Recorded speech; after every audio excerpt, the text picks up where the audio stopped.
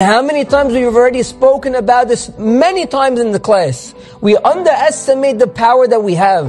We think that our mitzvot pale in comparison to the other, Gedolim. Yes, 100% the Gedolim, they author many Sefarim, and we live today and we're sustained only because of the Torah. But don't underestimate what you can do also. He's saying over here that Eliyahu Navi will only come. Look at our door. Let's be honest, let's be real.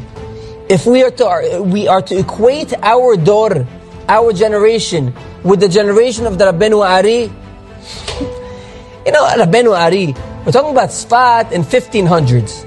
We had Rabbeinu Ari, Rav Shlomo Al-Kabetz, we had Rav Moshe Cordovero, we had Rabbi Yosef Karo, we had Rabbi Elazar Eskari. We had the great ones, and they're all buried over there in Sfat. We had the great ones, and Mashiach didn't come for them.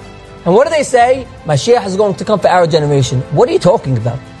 Who do we have today? I'm not making light of all the Gedolim we have today. They should all live and be well. Shlita to all of them. Baruch Hashem. But they could tell you themselves, they're nothing compared to all the Gedolim of yesteryear.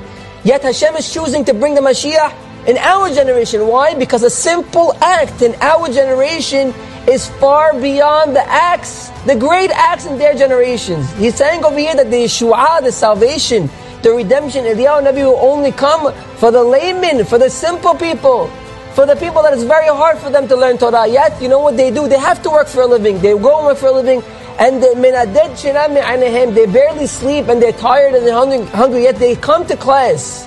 And Kol HaKavod come to class because they have to know that the Mashiach is riding on them. Mashiach is waiting for them to go to class, for the Mashiach to come to redeem Am Yisrael.